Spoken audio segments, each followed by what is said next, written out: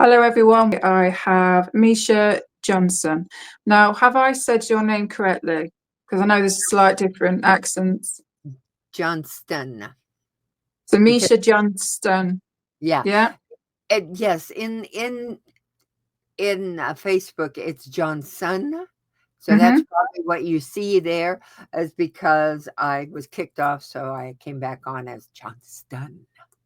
Johnston. Okay. My real name, Johnston. Johnston. Okay.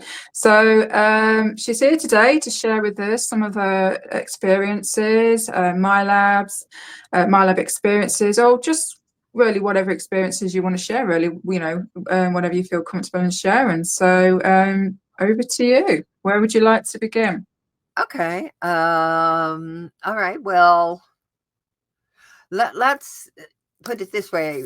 I do believe that people who are experiencers of ET contact end up having my lab experiences. So Mm, start with some of my ET experiences, go through them very, very briefly, and then get into the my lab experiences. Uh, so my first contact was at 3 years old, and I had these wonderful beings that I met underneath the stairs. I found them. I heard their noise, their little cheeky little squeaky noises, and I followed them and I found them at 3 years old. And they were the same size as me, little furry guys, had fur around them, little brown eyeballs. And to me, I called them baby bears, BGs, the bears is what I called them. mm, When I grew up, though, I was watching, of course, Star Wars, and I saw the Ewoks. And I went, now that's what they look like, is the Ewoks. And then mm, since then, I've talked to many people who have had some, not a lot of people, but some people who've had experiences with the BGs. And so they were my little invisible friends. And I do like to say that people who remember as their childhood that they had invisible friends can very often be it can be your guides, it can be your ET galactics or your ET galactic guides, or it can be ET visitors. So that's something to understand. um, Now my next experience was with three beings that came to my window, and to me their heads were round and pointed, and to me they look like baby deers. Again, these are called screen images that they put up. Now I don't think the bears were screen, but they could have been. I don't know for mm. sure. They could have been, but I do believe that the gray ones were definitely screen images, and they made me think they were deers. And when I'd see them, I'd go, "Oh, it's time to go! The deers are here." The baby deers, in fact, were here. And so once I was on the ship and had memories of being on the ship, then I did see a tall white. Um, Hairless one. He was very white, opalescent color, and not quite as big a head as the little, what I call deers, baby deers.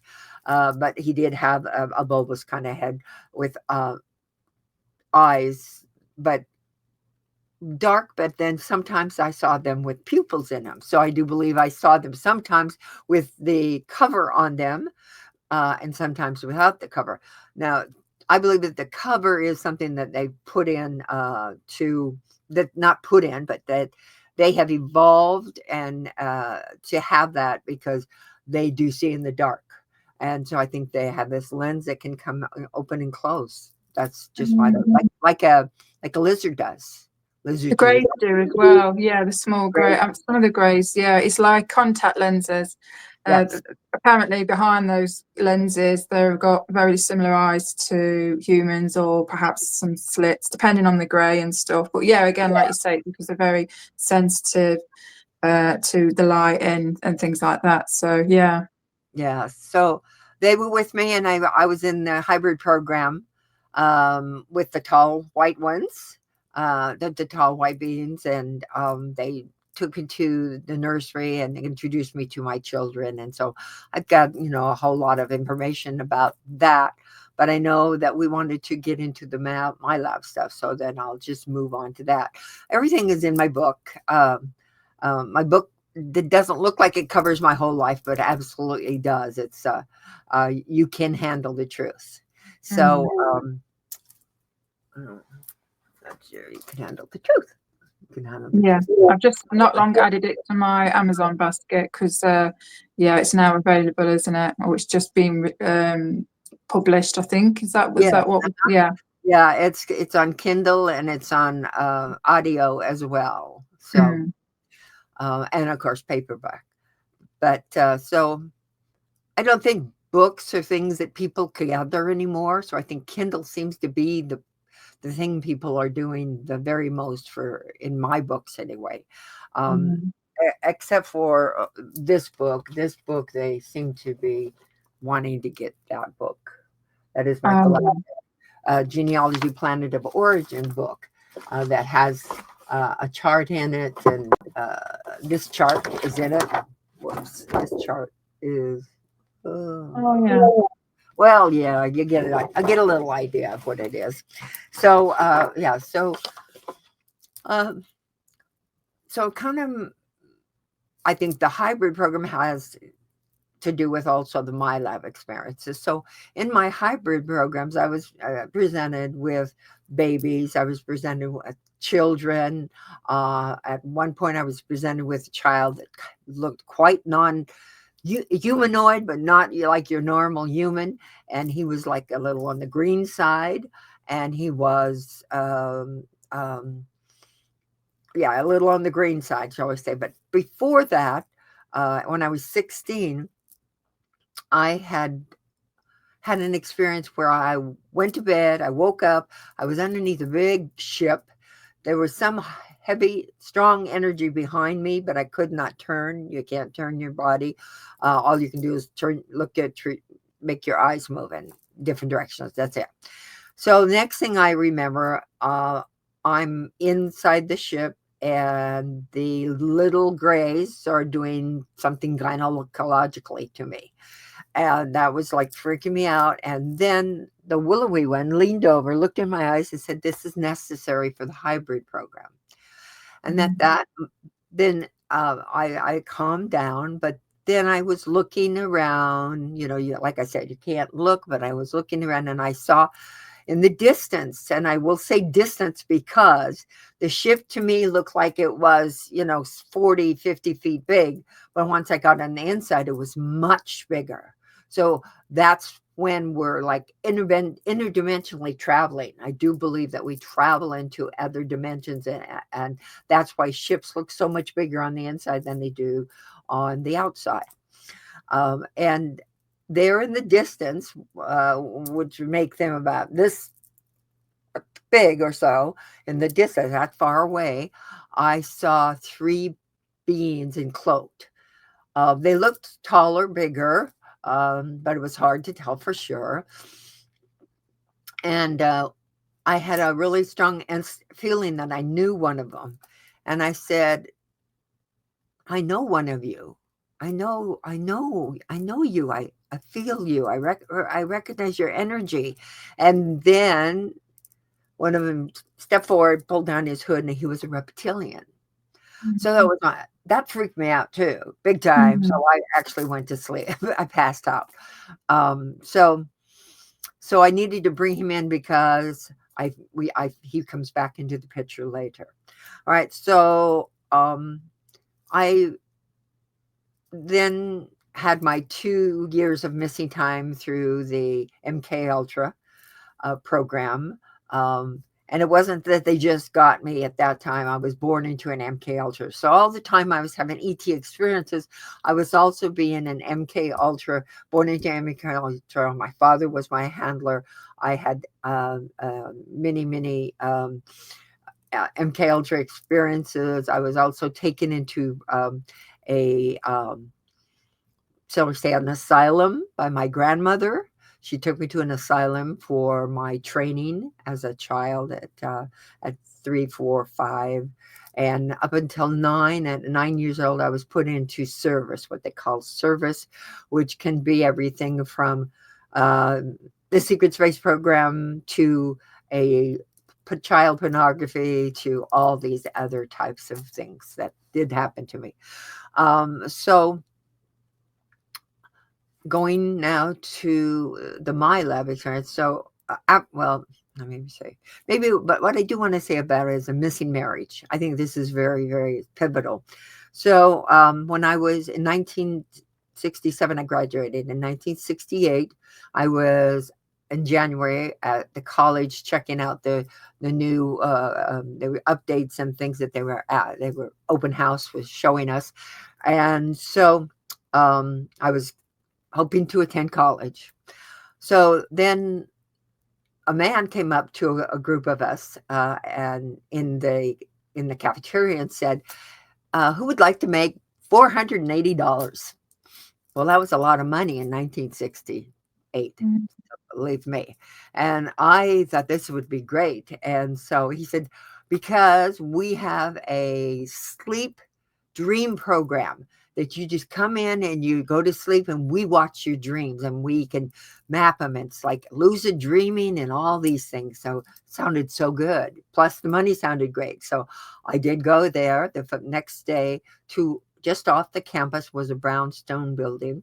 I walked in and there were people with lab coats. And so they hooked me up, put me in bed, hooked me up, and I went to sleep thinking that I was going to wake up and get a big fat check. I woke up 7 months later, over 7 months later, in a bus with it by myself and just a bus. And I looked at this ticket and it said from Seattle to Idaho, because Idaho is where I was born and lived. And that's where they took me from. And so I'm looking at it and it doesn't have my last name. I'm not going to go into my last name. I just keep it private. But it had my first name, that was Marsha at that time. And it was Marsha Rose. And I said, who's Marsha Rose? I mean, that's my first name, but not my last. And so then images started coming in my head.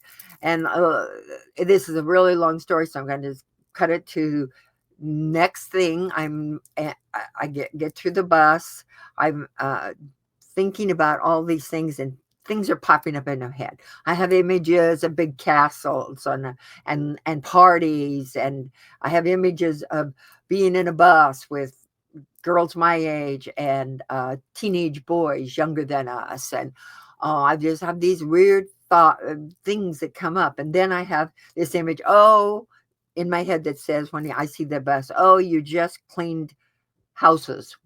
Well, that didn't make sense either. And then I had an image. I knew I was in Victoria Island, Canada. And so I just had all these, through this whole trip, I had these images come up, and then something like a screen image would come through, and then I discount it. So when I got home, my parents picked me up at the bus and they said, for the love of God, where have you been? We have been looking for you since the wedding. I said, what wedding? Well, your wedding. I said, my wedding? I wasn't married. Yes, you were. We went to your wedding. So during that time, I ended up, an altar came through and I had a wedding that I didn't. So, wow.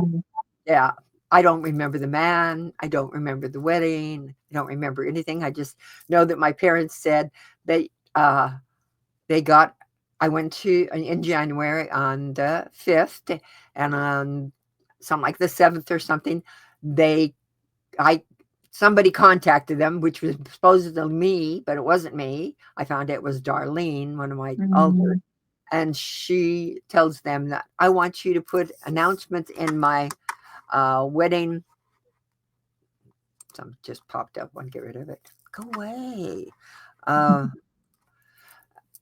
In my wedding, announcements of my wedding. I'm marrying a Navy Marine corpsman. He is a hero from Vietnam, and he saved lots of lives as a corpsman.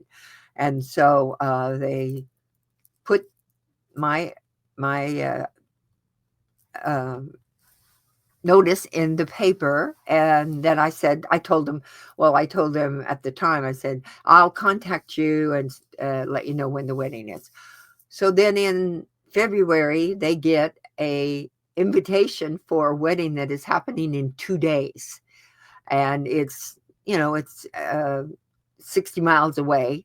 So they have to make arrangements with their business and stuff to get somebody to watch. And so they go up, and there I am. And they say, what are you doing? You don't know this man. You've only met him. You've only known him for a month. But I love him. And then this person isn't me saying, I love him.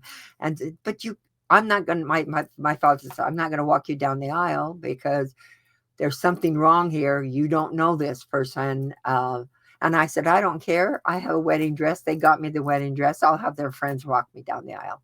And that's what I did. So and with your alters, what was you confronting at that time? Because obviously you was aware then, obviously, the alter that obviously wanted to marry the Marine man. So it's trippy, isn't it, when that happens? Yeah. It is very trippy. And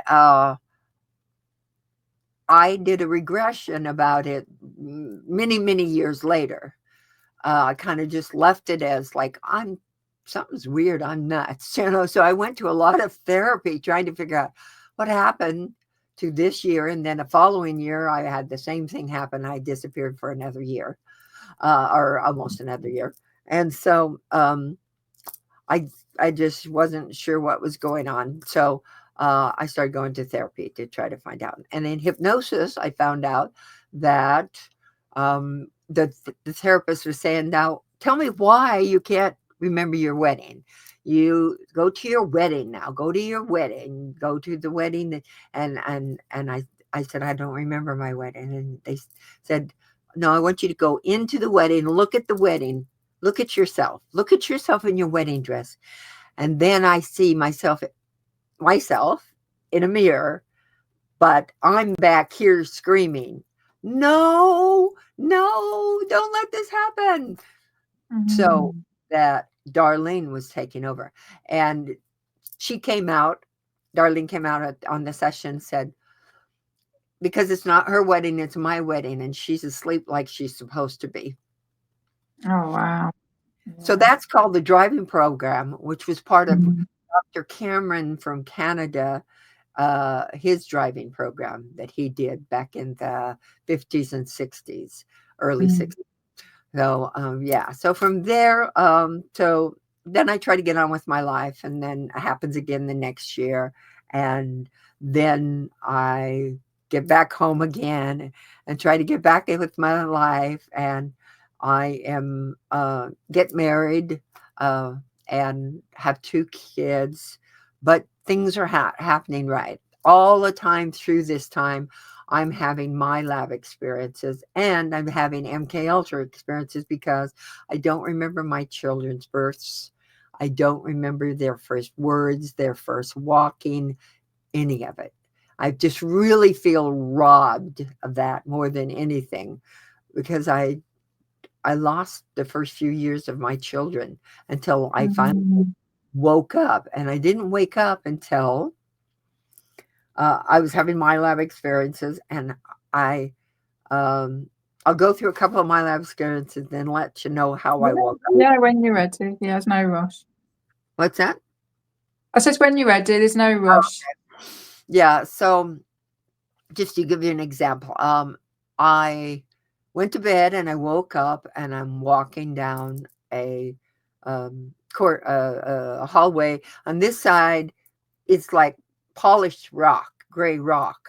So we're in a mountain, we're in a underground. And on this side, there's cubicles, the size of cubicles where there's like you'd see a mirror on one side and a little cubicle. So these were the interrogation booths, as far as I'm concerned, because then other times I remember these gray rooms where I was interrogated by always lieutenant colonel and above, and they would ask me, why the aliens pick you? Why is it you? What is it? What do they want with you? What do you do for them? All these questions like that. And then other times I was taken and picked up. Well, yeah. Other time, I'll just go ahead. Other times I was taken, because this wasn't this time, and I was taken into laboratories, and they did experiments. They did testing on me. They did all kinds of things to find out what it is, what's my blood type, not type, what my bloodline is, what the different things, genetics are. They tried to see if I could do psychic, some remote viewing and things like that. So, of course, I was able to do psychic and remote viewing. Those things had happened to me before throughout my life. So so in this particular time, so I'm walking down back to that one time, I'm walking down the hallway and I see these people passing me. They're wearing uniforms, they're wearing lab coats, men and women. They look at me, but they don't look at what I know is next to me, which is a smelly reptoid. And I say to him, because one of the reasons they took me is I'm an interfacer, telepathically, I said to him,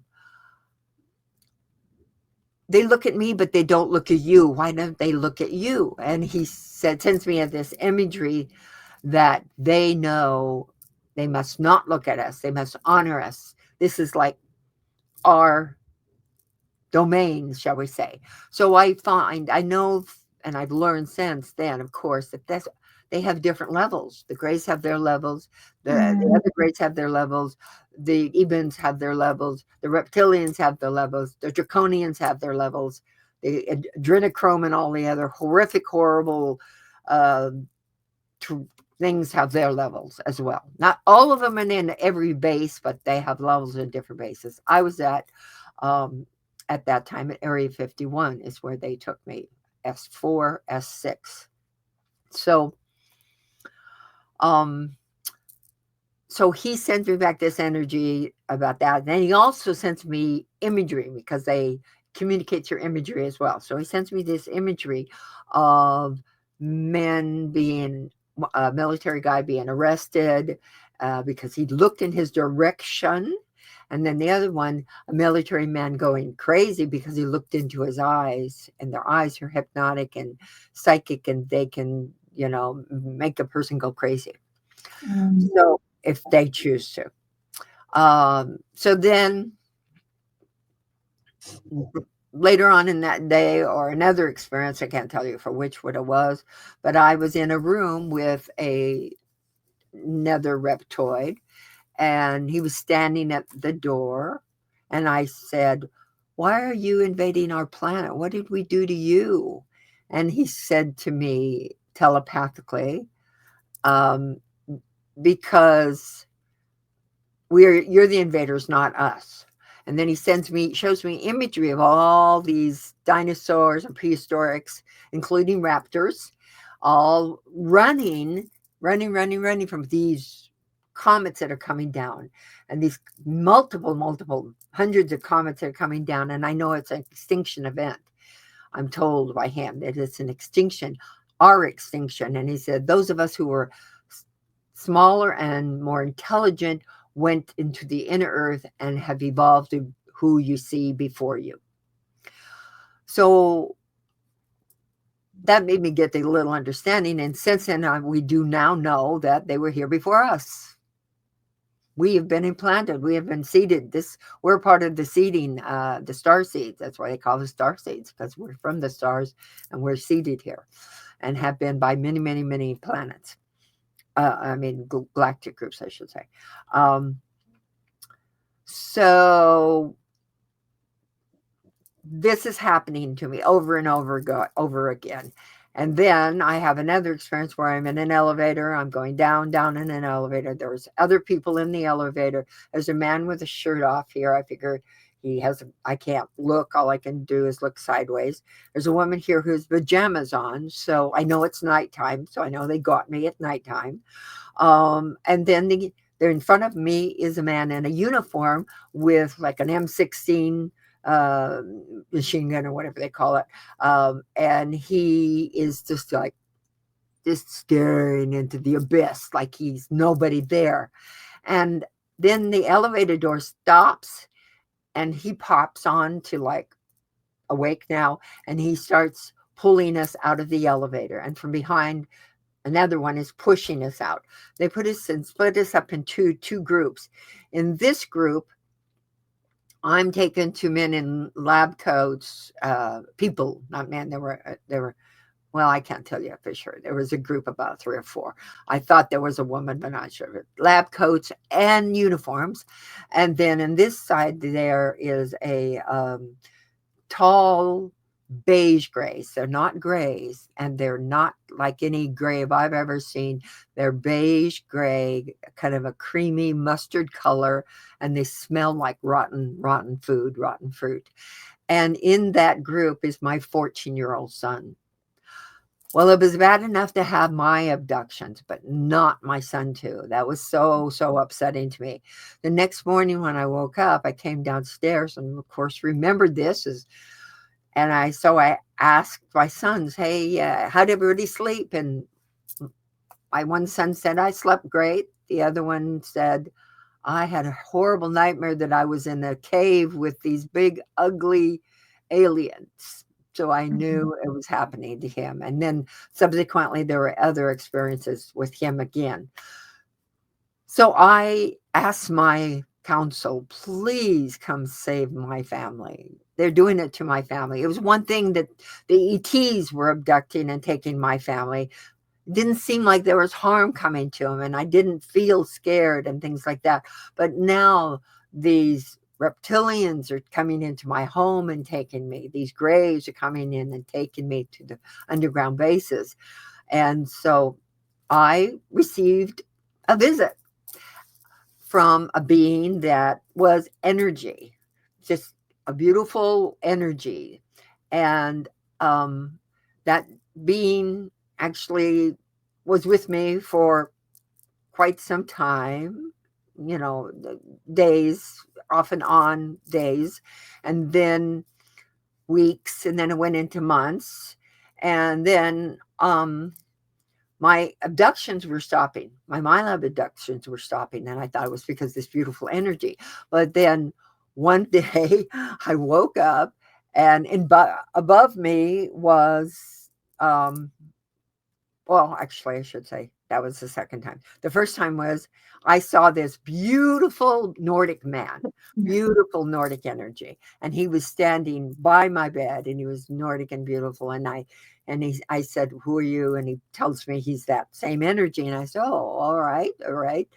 And then time goes on and there he is again. And I say, I know that you're not this Nordic energy. I know you're not this. Please tell me what you look like. And he said, are you sure you're ready? And I said, yes, I'm absolutely sure I'm ready. And he said, okay. So he shows me who he is, and he's a reptilian. Now he's a reptilian from Sirius. And I also know that I'm from Sirius. And I also know that I now have found out since then that I had reptilian lives, and he was a mate in those reptilian lives. These are parallel lives going on simultaneously, I should say. So, so he says, I'm here to protect you. And that's, why you're not having as the abductions, why they're slowing down. And well, then so he shows himself, like I said, and he's 7 feet tall, green, kind of a really avocado green, like the inside of the avocado. But just still listening. Carry on. Just grab my notebook. Okay, just a little bit greener than that, but kind of had hues of that lighter green and then the other green. And he's got claws, 4 of them, and he's got claws on his feet, 4 of them. And at that time, I kind of freaked out, but then I realized he's always been there and he's always been kind and protective. So I asked him, how do I know you? I've seen you. I saw you when I was 16 years old. And he said, yes, that was me. And he says, but I could see that you were not ready to see me. So I came back.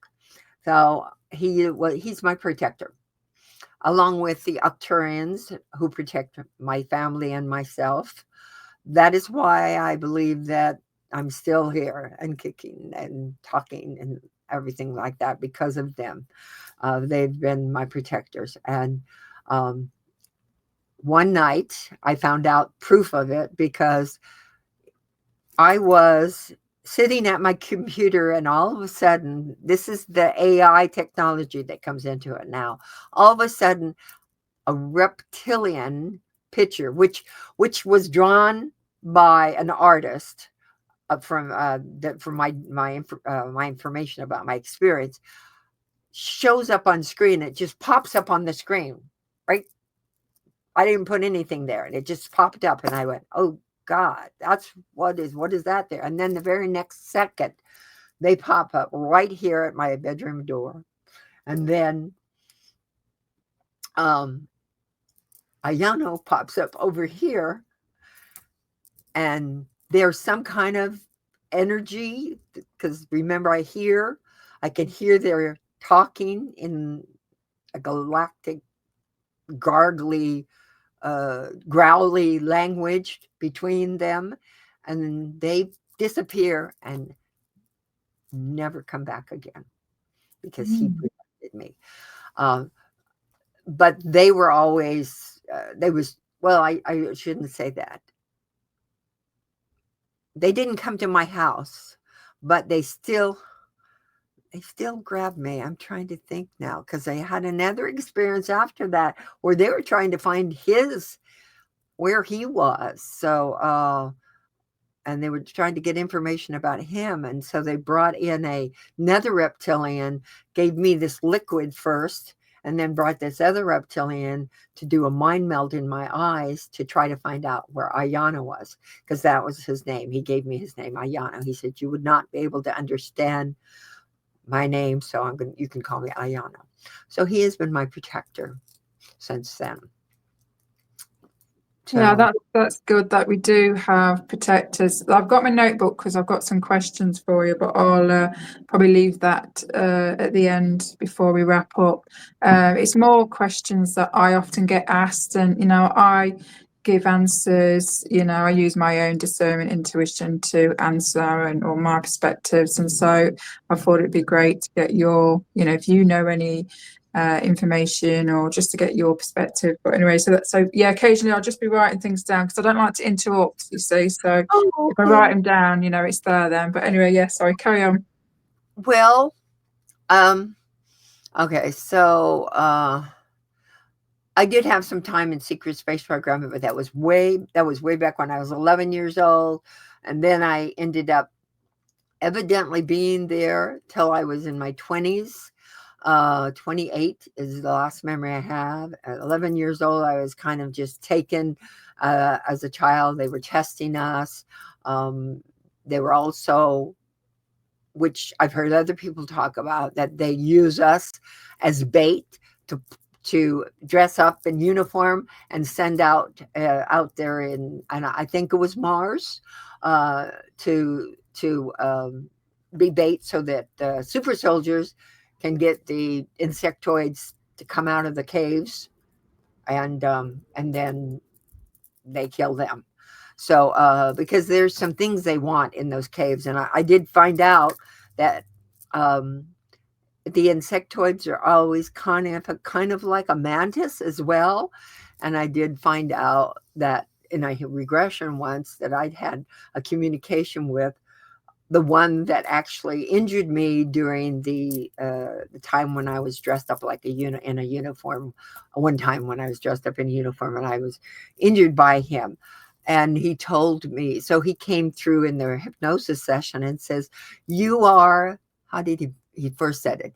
I know that we give you nightmares, but you're the nightmare in my dreams. He said, I was just protecting my family and my people. We live in the caves, but your people wanted our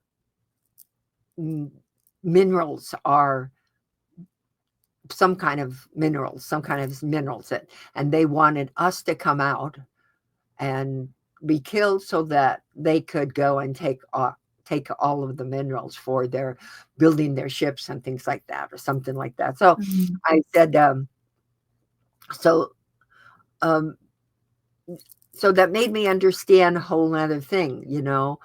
When we go to another planet, these people who fight us, or aliens that fight us, it's their planet. What the hell are we doing on their planet and coming and stealing their stuff? That doesn't make us good. That doesn't make the secret space program or any of the corporations good, in my opinion. Great. Yeah. Yeah. And I then also have memories when I got, I was in a beta slave thing that went all the way through the time on Earth and off Earth, in Bordeaux, or what, in different kinds of places where, this is so awful.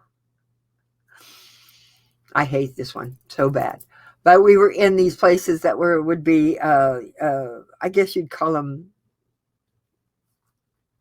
bars or Bordeaux. I don't know what they call them, but they had big glass cages that we danced with boa constrictors and other kind of horrible things. We danced in there with them. Did some, really sick shit. So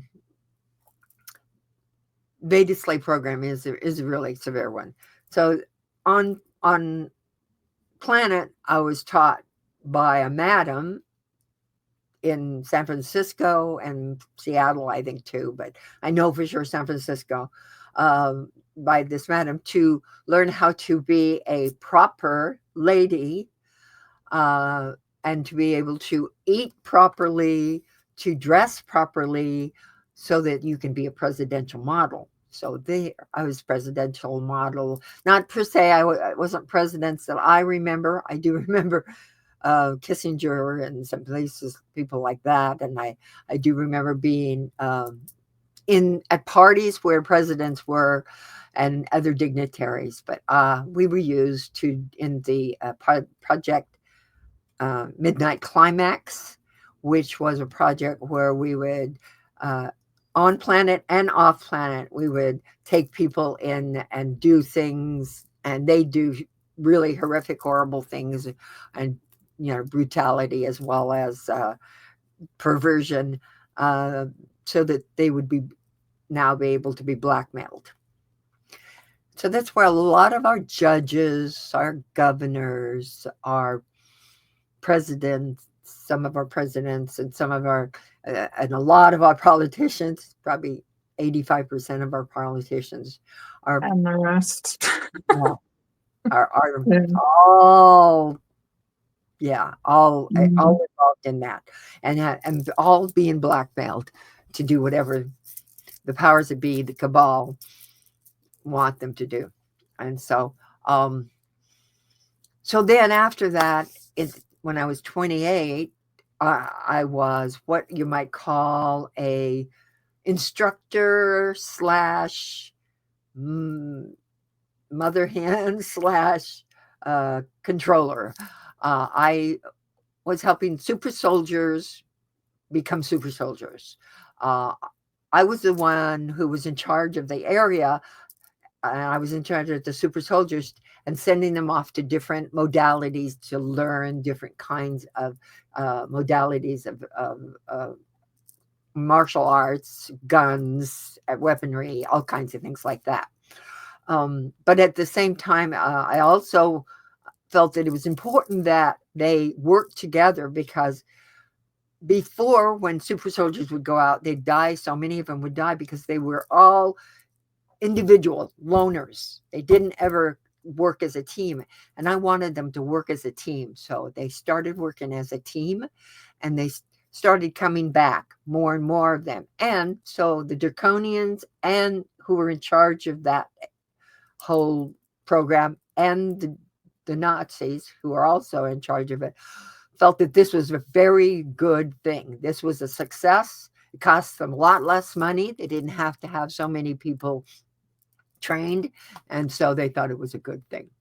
So yeah, so then, you know, I came back, and MK-Ultra was continuing on until I was in my 40s, and I got to a point where they were coming after my family big time. They threatened me. There was a whole lot of stuff going on in California. They were threatening me, and I'd been in an automobile accident with Melinda Leslie when we were writing a book, preparing to write this book about MILABs and MK-Ultra and the connection between them and the abduction. And they were not happy about that. And so they kept warning me, and sent in a crazy man one day to my home that I got out of that by my wits. And then they also, when I would just go out and have fun or something, I'd have somebody walk up to me and say that was in a unit that was a military. Like, I'd find out that they were in a military. Well, you know, in San Diego, it's so many militaries, and they really look like they're military. They have that military look. But anyway, but some of them, So they were just wearing like normal clothes. You wouldn't. Yeah, they wear normal Yeah. clothes, but you know, they have that. They do have that military smell look. They just are. And then I'd end up finding out that knowing them that they were. But anyway, I'd get warnings from them. And one time there was another guy that I dated, and he says, "You're really, really in danger. I want you to stop doing this." I said, "Well, how do you know I'm in danger?" "I can't tell you. I just know." So, you know, so I didn't. So that was happening. And then Melinda and I was on Art Bell show, and then they came after me and Melinda and broke into my house and abducted us with night vision goggles and wearing black uniforms, took us to a van, took us underground. I had an interaction with a big, horrible draconian. First time I'd ever seen a draconian. They're much taller, much bigger, have sharper edges. They're more Draco looking, more dragon looking. And he put an image in my head that my family was being killed in front of me. So I knew they were really serious. So I went home to turn in all of my stuff. And on my way home, I had my cruise on for 72 miles an hour, and a van comes out of nowhere and pushes me off the road. And these truck drivers stop, and anyway, I find out that they have been watching this van that was zoomed up, got in between the vans up in front, and had stayed there until I came, and then came out. And they said it looked like it was on purpose. And I said, "Yeah, I know." But it was. Random. What color was the van? It was white van, unmarked, no license plate. So they sent the truck driver that had stopped a radio down with his CB and said, "See if you can get that van's license plate." So they did kind of catch up with the van just before it went off, got off the freeway, and it had no license plate, had no markings and stuff. So never got to. So anyway, I told my kids I'm done. I'm quitting. So I went back to San Diego, and when I got there, I turned my car in to get repaired, and was going across town and got hit again. This time, the guy ran a stoplight, and spun me around 3 times. Another military-looking guy, big, giant military-looking guy with skin, you know, really short buzz cut, comes and says, "You caused this. You caused this. You caused this." And people came down and said, "We saw that he ran the lights. So, you know, there was no problem there, but it totaled that car." Nothing happened to me. My angels have been protecting me all the way through all 3 of the automobile accidents. So then yeah. So then I stayed out of it for 9 years, but I was still, I thought I stayed out of it, but I was still in this la la land and not remembering many things, lots and lots of things. I know people have walked up to me and have contacted me on Facebook and said, they know me from this or that, and I don't even know them. I don't even know them. So I don't even know what happened then. And so I finally got to the point with what they had done to my family, or tried to do to my family.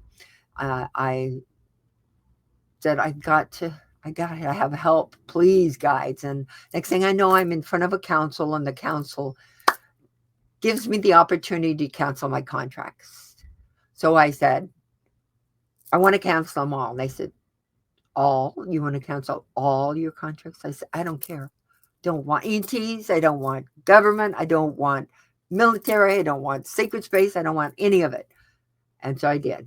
I canceled them all. And since then, I haven't had any more physical encounters, no more physical abductions. You've actually answered my question, because that was one of the questions I was going to ask you. How much can higher up, our star family or angels, or, anyone that's got power, how much can they really intervene, especially when there's contracts and that? But really, you've just answered that.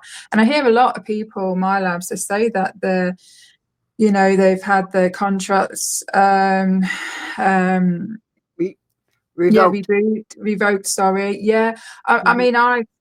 I mean, just quickly, I've had people come around and they've watched someone from the Galactic Federation snatch a contract out of a Draco, a reptilian in uniform, through my portal in my bedroom. But they still take me. I ask all the time, maybe this is something we could talk about in private. But yeah, I ask all the time. Every time I'm in the shower, I have my little moan, like you do, and then I always thank my angels and my higher self and, our star family, and they show themselves as well in different ways to let me know that you're not alone. We're all aware of what's going on. We're trying to help as much as we can. That's kind of the impression I get from the experiences I have. But so you can have your contracts then removed. So that's good to know. You can.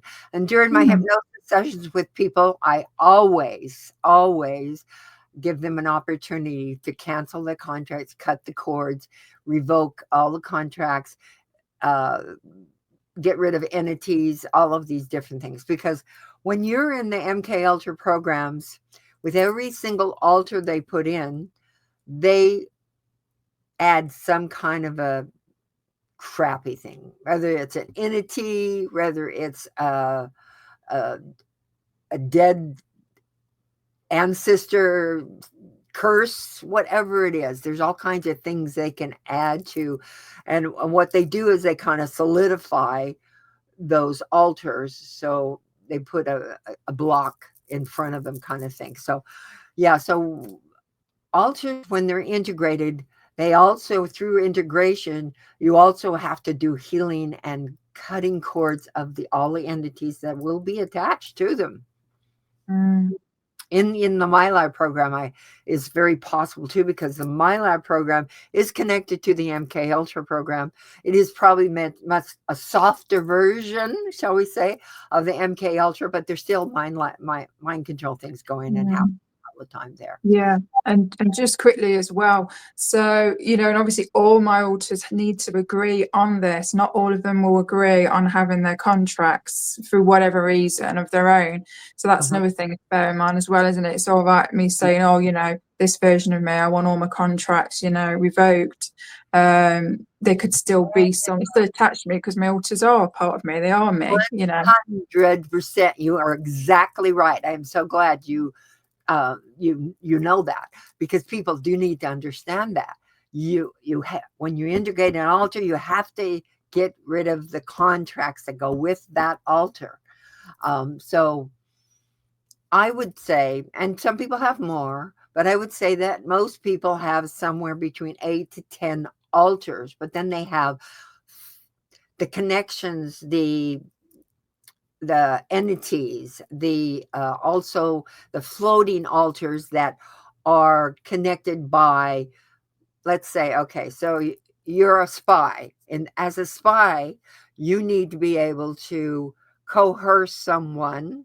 So you need to have this psychological kind of, be able to psychologically do it. Or you also, as a spy, you need to be able to hand-to-hand combat should you get in addition. Or as a spy, you need to be able to handle weaponry. So those floating altars are attached to each one of these. In my case, I have 82 altars, but only 8 of them are altars. The others are all floaters and stuff like that. So, yeah, just to help people understand. That's my mission, is to help people understand and learn how to get out of this, to realize that we are absolutely amazing, powerful, sovereign beings here, just living this human life. But that we have all the talents and all the abilities and all the psychic abilities that anybody else has, but we also have that ability to stop them and block them. We can do that. So I always like to say that. That's why I have to do the support groups, you know. There's one other thing I'd like to just mention before, and then I'd be happy to take questions. Are we going too long, though? I mean, I'm fine. Just wanted Yeah, to be we're okay for us, and another 10 minutes or so. Yeah. okay. So, targeting. Targeting is attached to all kinds of experiences. If you're a hybrid, you're targeted. If you're an ET experiencer, you could very well be targeted because they want to find out, they want to stop you from talking and such as that. If you're a MK-Ultra, you're going to definitely be targeted. If you're MILAB, you're going to definitely be targeted. So people are targeted because of that. Some people are targeted because and used as guinea pigs in all of those categories, because they want to know how to take out the population per se and control them. So the ultimate goal is to control the population. The ultimate goal is to be able to voice to skull anybody and make them buy anything they want them to do, or to do anything they want them to do, or to kill anybody they want them to do. So they have all the psychotronic weaponry and everything. Now they've added artificial intelligence to it as well. So, and there is a higher vibrational AI out there too. Thank goodness, just like there are positive ETs and negative ETs. And positive, shall we say, galactic soldiers, and negative super secret space program soldiers that are being made to be negative. These people are also part of the even though so many of them say, oh, I don't have any altars, they had to do something to split their humanity so that they could do the things they do. They had to. Yeah, so I know a lot of secret speakers said they don't think they do, and then they get into a hypnosis session and find out they do have altars. So targeting is a big part of it as well. So that's why in my groups, I have 3 groups a week. And out of those up to 14 groups a month, at least 8 of them, we talk about targeting because it's so prevalent and it's one way or another. And then there's Project Oblivion that recently, Olivia James was on your show. She talked about Project Oblivion. I hypnotized her and we went in and found out about Project Oblivion and that it is an absolute real thing. Right after it, actually before it happened. Yeah, before it happened. That's why one of the reasons why we did this session. Before it happened, I had been attacked on a UFO cruise that I was speaking at, along with 3 other people. So all 4 of us were attacked, pushed down, had injuries to backs, knees, necks, and things like that. One guy didn't because he had help. I think other people stopped his fall because he was with a group of people. So that's Project Oblivion, and that's the CIA in this, shall we say, in this. Anyway, it was a CIA agent. That's the best thing I can say. That's what I could see. I could see that, because we went to a place, because I see you in the remote view. I remote view in the hypnosis sessions for people as well. So I see what she saw. And we went into a very dark area with a lot of halls, and we were supposed to find files, and we were looking at files. She was looking at files, and then he walked in, and all this stuff. So anybody can listen to her show. Be sure and listen to Olivia James's interview and with you, and then they'll understand more about the Project Oblivion. So yeah. And of course, the last thing, the Project Oblivion, just before I got my book out, I was attacked with anemia that they put me into. I ended up going into the hospital because I had to have blood transfusions. And once in, I found out that a hole that wasn't there 2 months before, because I had been in the hospital and had my gallbladder out, that they've been attacking me for a long time. But that hole wasn't there in my colon, and then it was there, and it was internally bleeding. And so they did the colonoscopy and the biopsies and everything, and found out that there was cancer, the colon cancer. So they took out a foot of my colon, and I am now no chemo, none of that stuff. I'm doing fabulous. I'm feeling great because I am on a protocol with I'm just going to say I'm on a protocol. I don't want to get anybody in trouble. I'm on a protocol that is helping me tremendously. What it was also is help me learn how to eat better, change my life, complete change in everything, in my diet and my water intake, everything. Yeah, well, that's amazing.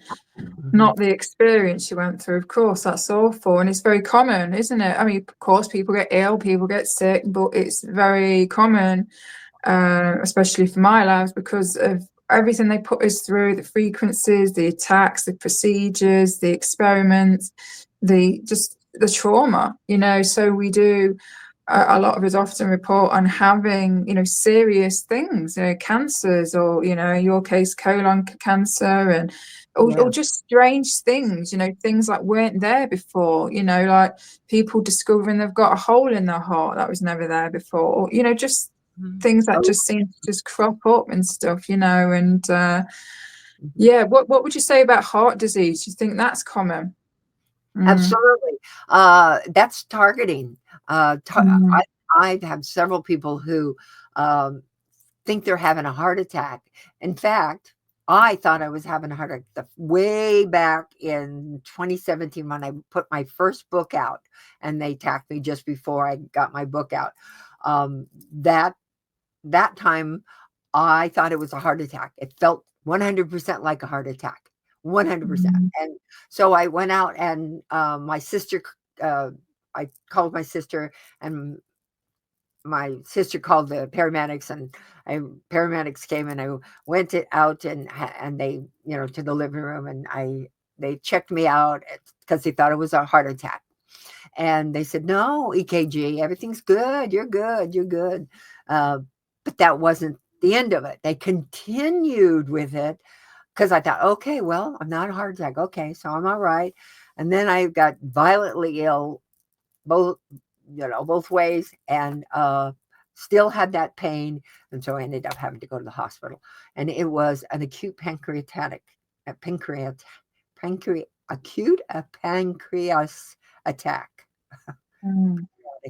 Pancreatic attack. There we go. I got it out. That must have been scary. Yeah, must have been very scary.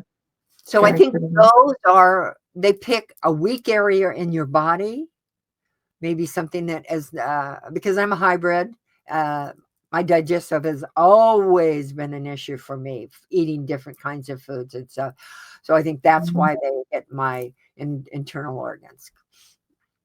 Yeah, same with you. My digestive tract, my intestinal things, just all my life. And Yeah, it's in the family as well. And years ago in my 20s, I had to go to the hospital because I was having like strange reactions to things that I wouldn't usually have reactions to. And I remember they were obviously checking my heart on the monitor or something, and a nurse, she said, I'm just going to get someone. I was like, okay. So then the doctor comes in, follows the nurse, and he's kind of looking at the monitor, and he's like, and the nurse looks at him and is like, it's all right. And he's like, then he looks at me, looks at the monitor. Yeah, it's fine, walks out. And I'm like, is anyone not going to tell me anything? He's just going to walk out, or I'll have blood results back because they're checking for things because I'm having weird, like I have naturally, like I'm sensitive to chemicals, smells and things like that. Like it makes me ill. And so I've had to swap out a lot of things over the years. But anyway, I had to go to the hospital years ago because I came out in hives. All over, like the worst I've ever had, like the itchiness, swollen everywhere. They couldn't find out what it was. But I'll never forget the way the doctor, it was interesting because when I got called into the doctor's room, there were two student young lads there. Mm-hmm. And it was so weird because around the time of me having these hives and weird reactions, my psychic sensitivity was quite high. And I was seeing like only on one of the lads, I could see his aura. And I remember pausing, looking at him, and he looked at me in a peculiar way. And I just blurted out and I went, oh, you've got such a beautiful aura. And his aura matched his energy. Like it was just beautiful. And he was like, oh, I really love all this kind of stuff. And the doctor just looked at me, sat at the computer.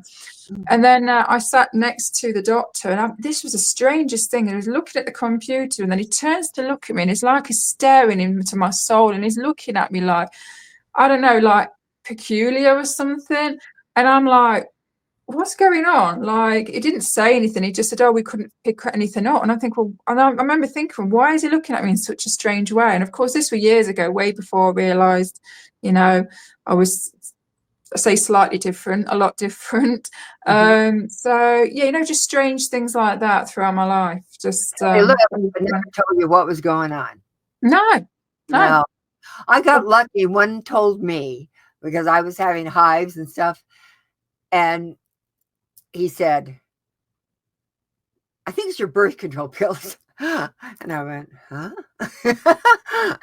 and then he went out. I could hear him talking to another doctor. Then I could hear papers. They're looking through books. And he comes back and he goes, yeah, it's hives. You're probably like, yeah, I know this. That's why I'm here. What's causing the hives? Yeah, really. So funny. So funny. So yeah, so that kind of puts us up to where I am right now. And my groups are the most important thing to me. That's one of my biggest missions.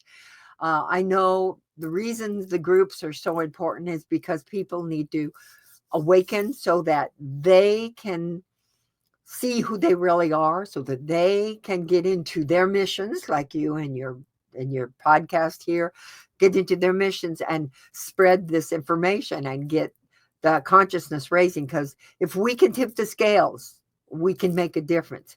The hybrids are here. They've been here for long. You, me, we've been here for a long, long, long time. Now, the new hybrids that are coming in possibly are like the ones that said, oh, I'm into all this stuff. He wants to be in the medical field, but he shouldn't be because the medical field, he's going to become disillusioned with it probably very soon. He starts seeing doctors lying and taking lives when they taking lives, period. When he starts seeing that, but here he was into that. So I do believe that they're being put in places of very importance, maybe politically, hospitals, medical industry, maybe hopefully, the technology and all of those places, maybe even in the artificial intelligence and all that, to be and in the places they need to be in, so that we can be ready and have disclosure and get out of this and find out what this matrix is all about. Yeah. Yeah, exactly. And this is why we're doing what we're doing, and because it is helping, and it brings me to one of the questions really, and I like to ask, if I remember, to ask people this. So what would you say your spiritual mission is, being here on earth? Would you say that you knew that you wanted to get, be a MILAB experiencer to help, a bit like the inside job? Or did you kind of just feel like, I want to come down to earth, help, people, but I know the risks, but they got you anyway, Okay, my belief is I signed the contract and I knew full well that I was going to be coming into a dark area, a very low frequency area. I was going to be coming into a life, into a family, into an ancestral family that had masonry, had Rosicrucian, had black magic, and all of those things. But as this high vibrational being that we are before we come on this planet, we say, I can handle it. I know I can handle it. But we get here and it's amnesia. So we forget that we do have these abilities and can handle it. So I truly believe, how can you know the light if you have not experienced the darkness?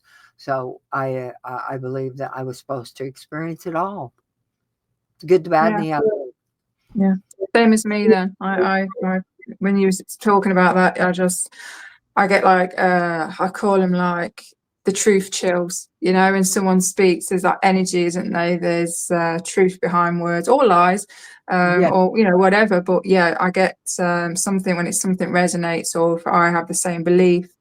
Then I get a huge body, like Me too. chills, but the nice chills, yeah. So yeah, that's what I believe with myself personally. Of course, everyone's got different opinions. More people are waking up to that. More people are waking up to that. A lot of people, some people first came in going, I'm a victim, I'm a victim, I'm a victim. But they realize that victimization doesn't get you anywhere.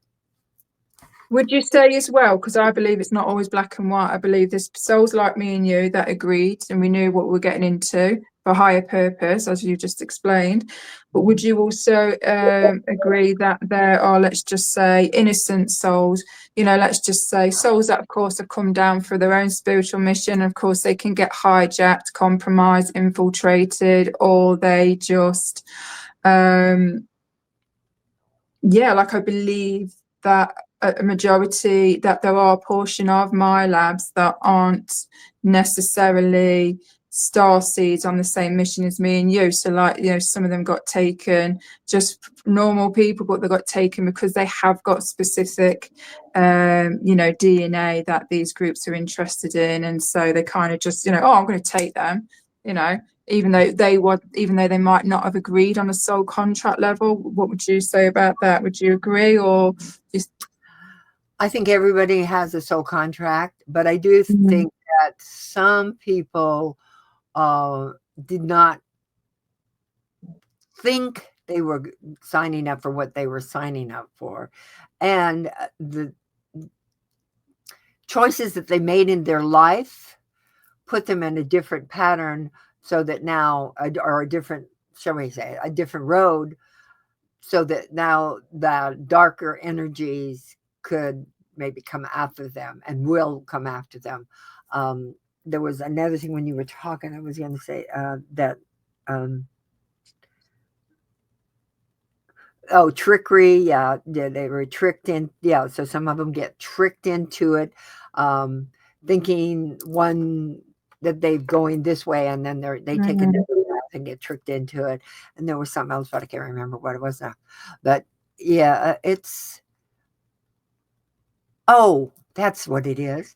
Hybrids seem to be maybe asleep the most, because it takes them a while to remember, because they're supposed to be under the wire. They're supposed to be hidden.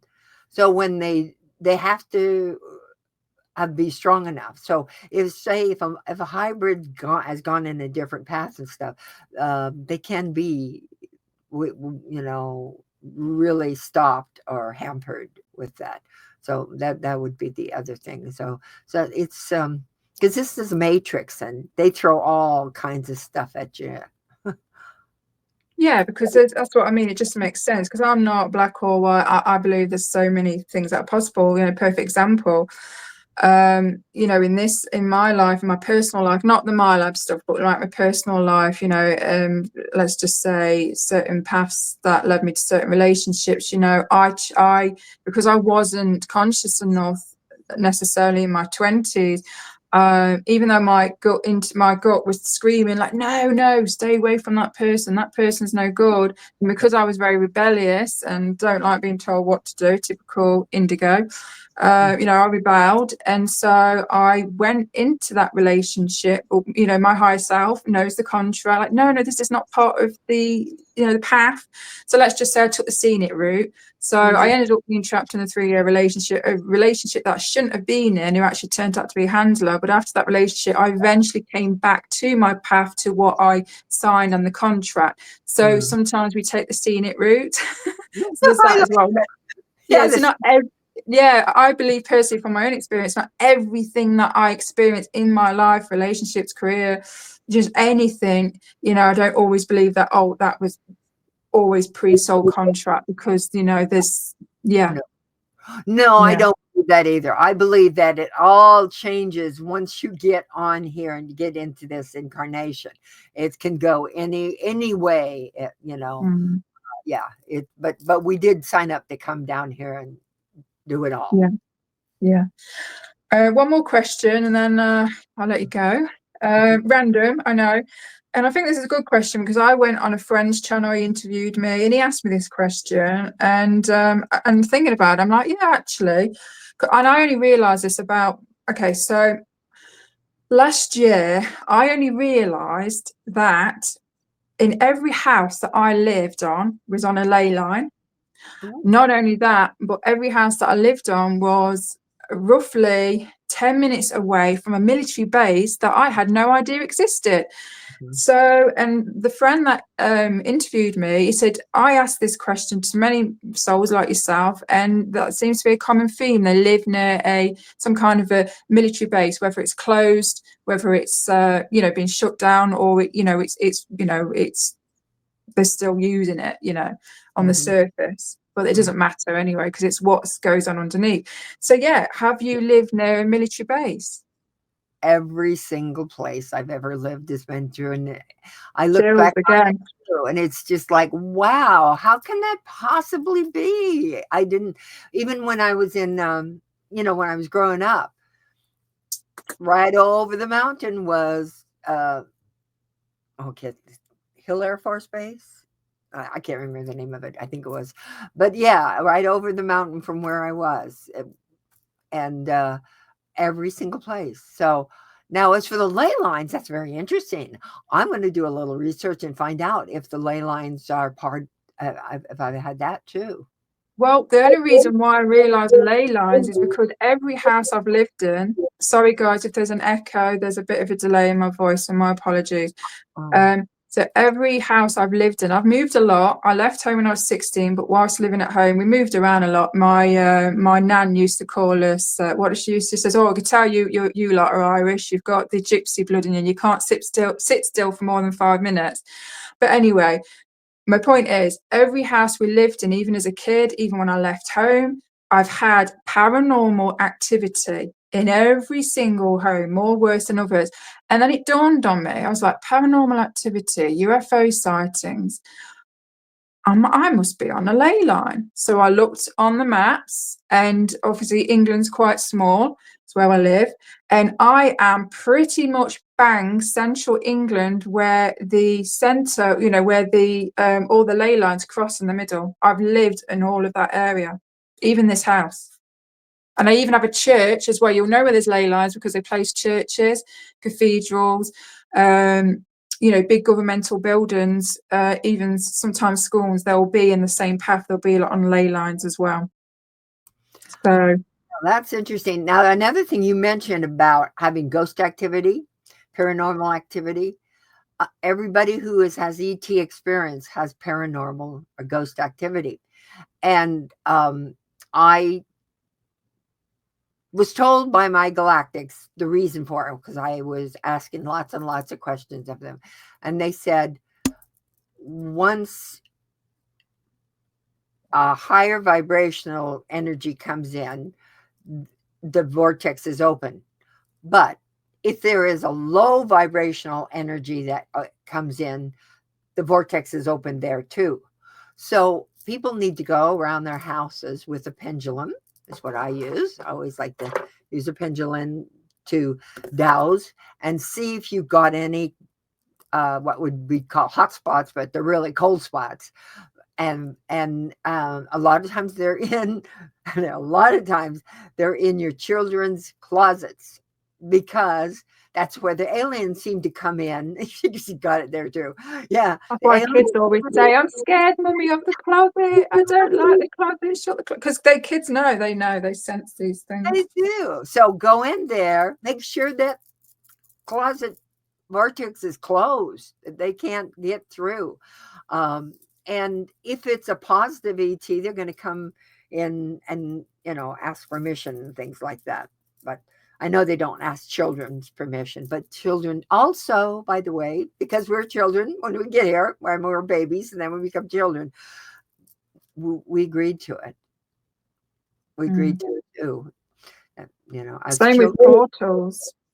Same with portals as well. Sorry, I cut you off there before you finished. In every home, again, which makes sense with the paranormal activity. Again, portals can be used for good, but portals aren't bad, but positive and negative, anything can come through. And I've had a portal in every home as well, so there's that.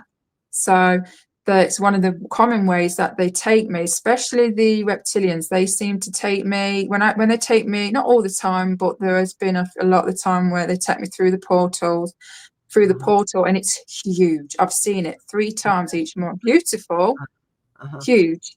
And they've taken me down to like military bases and stuff like that. So there seems to be a lot of portals as well if you've got paranormal activity or supernatural activity. Go close that portal. Well, apparently it's closed. I had a friend come, bless him. He said he closed it, but I know, they always open them, especially if they're still taking you and stuff, and they don't close them. Sometimes I leave them wide open, And then some other that energy, whether it could be an alien group that are not really bad or good, or they're just interested, and they really don't care whether you like it or not. Will come in, so we have so many different types of ET experiences that we have. That's why we have some negative and positive, and I learned really early to close those.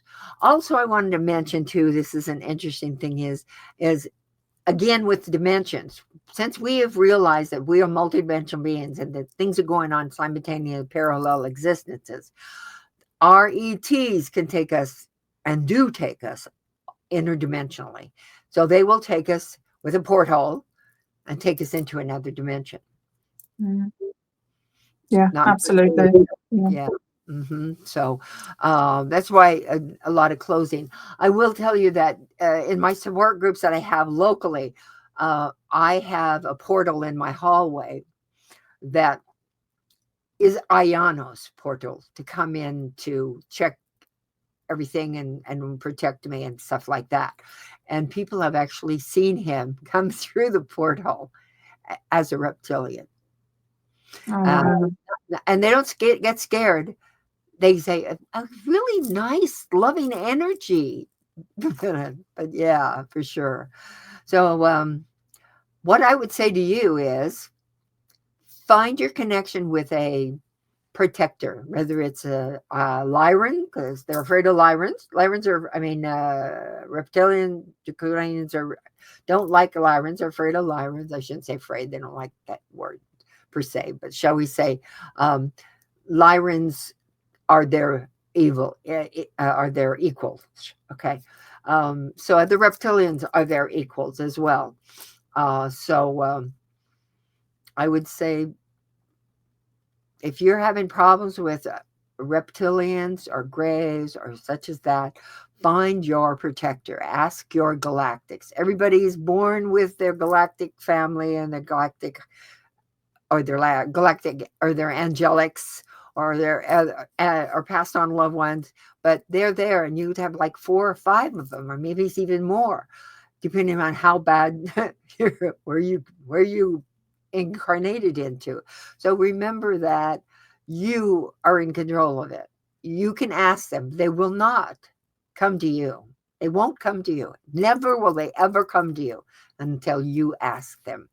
And that's why I do my first Wednesday of the month. It's a 12 o'clock European group for Galactic Light Language automatic writing, and connecting and activating your connection with your galactics so that you can have that personal experience and connection with them, so that you can communicate with them, hear them telepathically, talk to them, speak light language to them, and have them come and protect. So. I love that. I've already attended, haven't I, one of your meetings, and I will definitely attend more, especially that one, because that will be very helpful. I'm lazy. I know I can connect with them, and I have had moments. I remember I saw an Octurian woman, absolutely beautiful. She was very tall, and she was wearing a dress, a white skin tight dress, and it was kind of off the shoulder. Well, it was like a one strap here, and it was just very figure hugging, all in white. And of course, she tried to tell me her name, and so it was kind of like Sanchez or something like that. And but that was a long time ago. So she did show herself to me. Like you say, they won't intrude. They're very in the background. They do a lot more than what we know about, in the sense of protecting us, watching us, and stuff like that. I've had, I'll share this, and then we'll have to wrap this video up. But whenever I do connect with them, which is quite often, usually when I'm in water or in the shower, but that makes sense because water is a portal. It's high protective frequency energy. It's easier to build that connection with them. And I said, look, show yourself. And I remember I woke up one morning and I looked in the mirror that used to be on the bottom of my bed. Never put a mirror, if you can help it, in your room, period. But yeah, there was a mirror at the end of my bed, and I saw above my head a huge, like this, ball of light, like the sun. And it was interesting because prior to that, waking up, I had an unusual, interesting dream. And that's kind of what woke me up, and I saw the light. And of course, I saw it in the mirror. Then when I looked up, it disappeared. But it was the energy. It felt very like, it wanted to be seen. It was there. It was almost like, we heard you, we came, type thing. And so I connected to this light, and I said, which is a bit naughty really, but I did say, can you show yourself to my daughter? I kid you not, that night, it was very late, and my daughter's bed were creaking. And it kept creaking and creaking. And I'm like trying to fall asleep, and I was like shouted my daughter's name. What are you doing with that door? Because it was annoying. And then all of a sudden she went, Mom. And I was like, what? And then she went quiet. And then all of a sudden she jumps out of bed, runs in my room, and she's freaking out. I'm like, what's up? She says, was that not you at the door? I said, no, I thought you were at the door, creaking the door or doing something. She says, no. She says, I felt someone at the door watching me. She says, I was scared. She said, eventually I kind of, went to the end of my bed and looked. But also as well, the hallway light was off, so it was dark as well.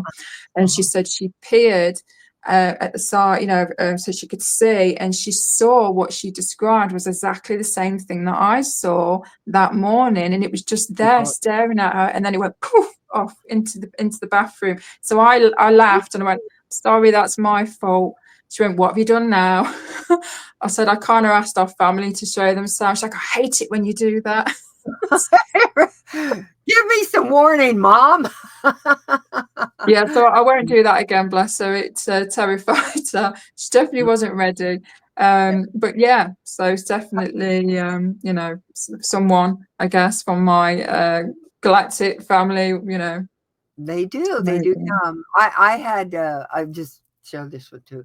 I had a beautiful being. She was white hair like me, and she had this white, but it was, well, it was kind of white, but and it was like it was sparklies in it, like little, not diamonds per se, but like sparkle. It just sparkled, and it was beautiful. And actually, Kasara did a picture of what it looked like, not for me, for somebody else. And I went, oh my gosh, that's my being.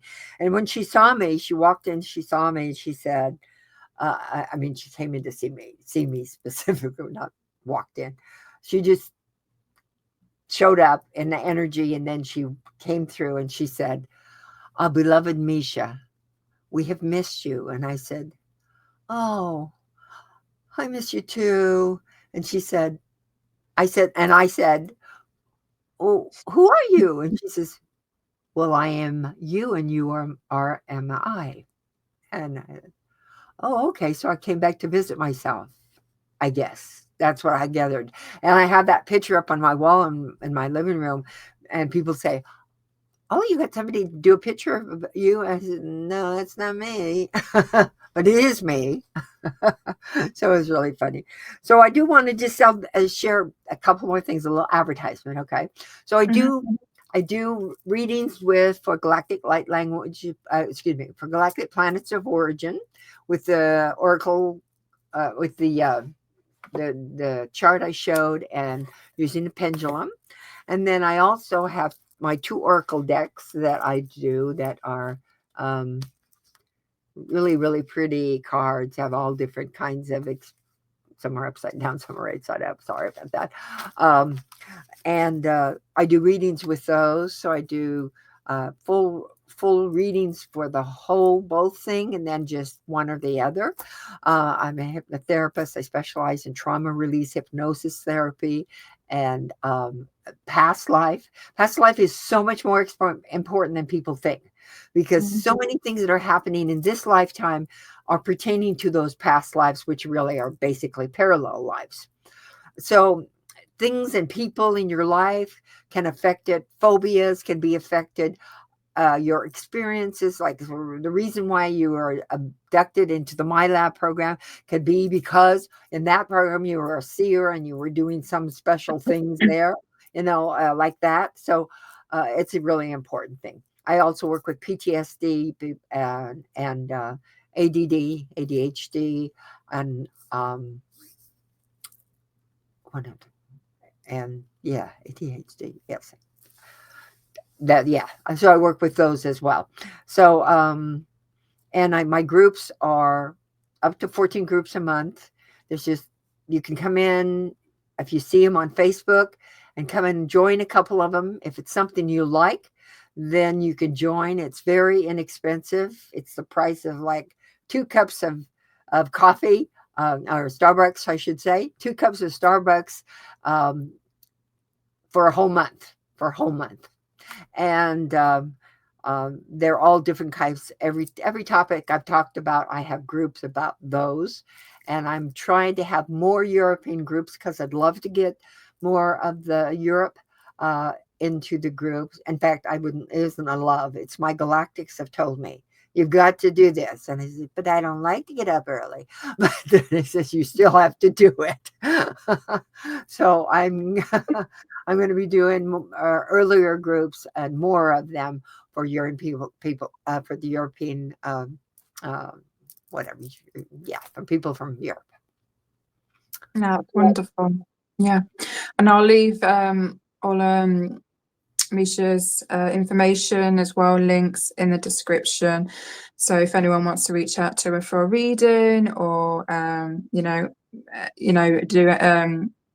basically anything of what she's just shared with you guys, like I say, all the information will be in the description. So is there any final words before we end this video?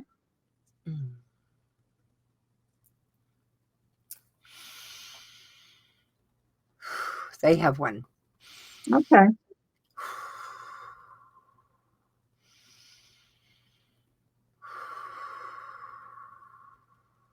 Isha na iya suma aikaya. Ashunama shatahia shatahia no tasia nada. Yanashima da yatashanako shunakai. Yishipi shota sanamagatrashama. Yatrashanai. And the message is, it isn't per se translation, it's more like a message. The message: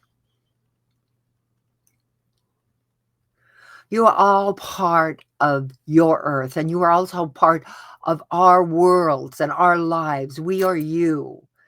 You are us. We have been coming here, communicating and connecting with you, and we want you to understand that you are so important to us. We believe in you. We know that you can do the mission that you have all asked to be part of. But remember that you are so much more powerful than you are. You are gods in your own right. Ooh, they don't usually say things like that, but they did. But we are, we're all part of Source and God. Okay, and that's what they're talking about. Everyone that is out there that is in the higher vibrations are connected to the Source of God. That's how come we are here to help this planet. So that's what I say. Absolutely. Well, thank you for that. That was a beautiful message, and beautiful light language message as well. So yeah, I hope you appreciate that, guys. I know I did. And thank you for sharing that with us. And thank you for allowing me to interview you, or, for you to come on and share your experiences. I really do appreciate it.